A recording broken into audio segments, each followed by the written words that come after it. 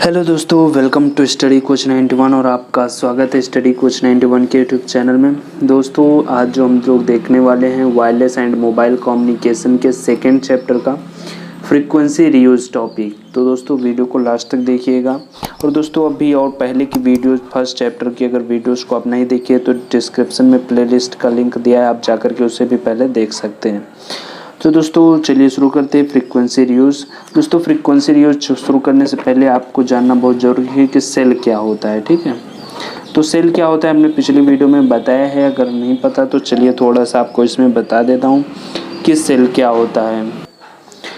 तो दोस्तों सेल का मतलब होता है कि बड़े भौगोलिक क्षेत्र यानी कि बड़े आकार के क्षेत्र को छोटे छोटे आकारों में यानी छोटे छोटे भागों में बांट देना, और उसमें का जो एक भाग होता है उसे सेल बोलते हैं, ठीक है।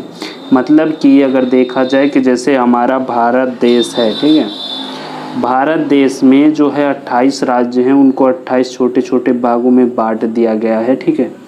तो उसमें से जो एक राज्य है वो एक मान लीजिए कि एक सेल है, ठीक है।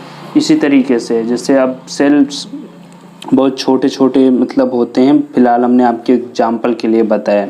सच मतलब कि जैसे नेटवर्क सिस्टम है लखनऊ में, तो लखनऊ में जो है लखनऊ की बड़ी एरिया को जो है छोटे छोटे टुकड़ों में मतलब विभाजित कर दिया गया, जिसमें से एक टुकड़ा जो है उसी को हम सेल्स बोलते हैं, सेल।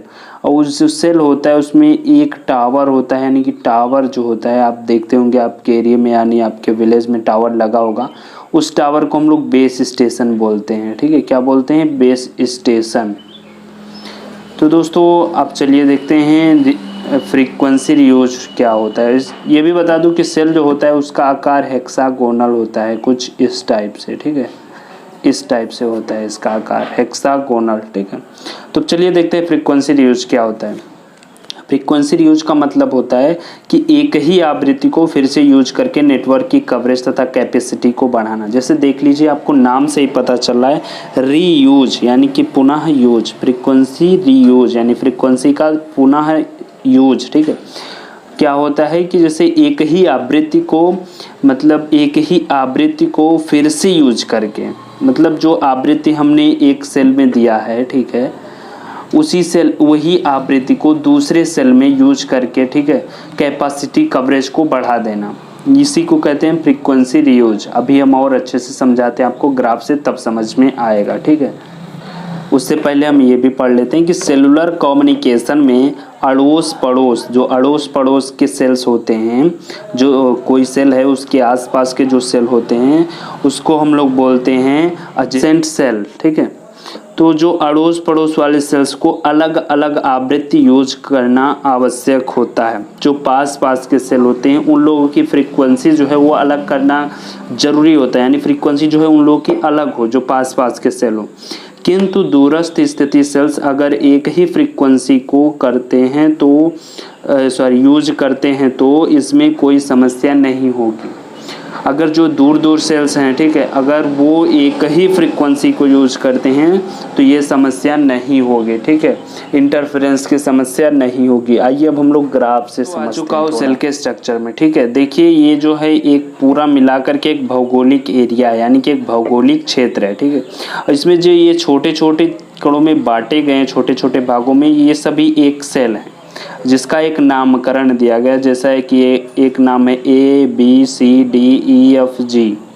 फिर उसके बाद में ए का नाम यहाँ पर है, फिर वही कंडीशन सेम, ठीक है, ABCDEFG। बस इसमें क्या करना रहता है कि जैसे हमारे ये एक सेल है A, ठीक है, अब इसकी जो फ्रीक्वेंसी है वो फ्रीक्वेंसी A यहाँ पर देख लीजिए है, ठीक है, वही सेम फ्रीक्वेंसी यहाँ पर यूज की गई है। इसके डिस्टेंस में जो है इसके बीच में एक दूसरे सेल की फ्रीक्वेंसी जो है वो दूसरी है, ठीक है। यानी कि ये देखिए E फ्रीक्वेंसी है, मान लिया सब फ्रीक्वेंसी है, E frequency, C frequency, A frequency. अगर ये A फ्रीक्वेंसी और यहाँ पर भी A होती तो फिलहाल इंटरफेरेंस होता है, यानी कि जैसे आप रेडियो सुनते होंगे तो जो है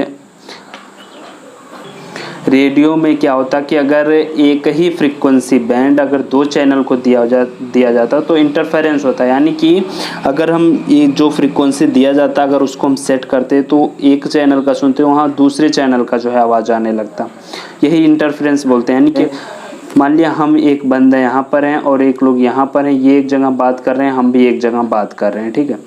तो अगर यहाँ पर ए है फ्रीक्वेंसी रेंज और यहाँ पर ए है, ठीक है, फ्रीक्वेंसी, तो दोस्तों क्या होता कि ये जहाँ बात कर रहे हैं उसकी आवाज़ मेरे में आ जाती है और मैं जहाँ बात कर रहा हूँ उसकी आवाज़ इसमें आ जाती है, ये प्रॉब्लम होती है, इसे हम इंटरफेरेंस बोलते हैं, ठीक है। तो दोस्तों ये प्रॉब्लम हो जाती,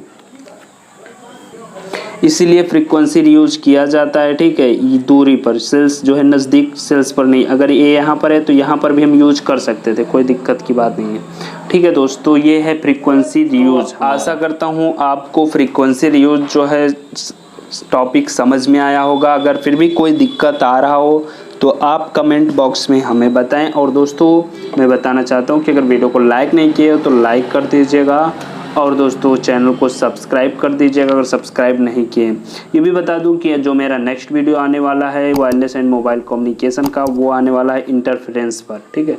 तो दोस्तों चलिए मिलते हैं अगली पार्ट में, तब तक के लिए बाय, टेक केयर।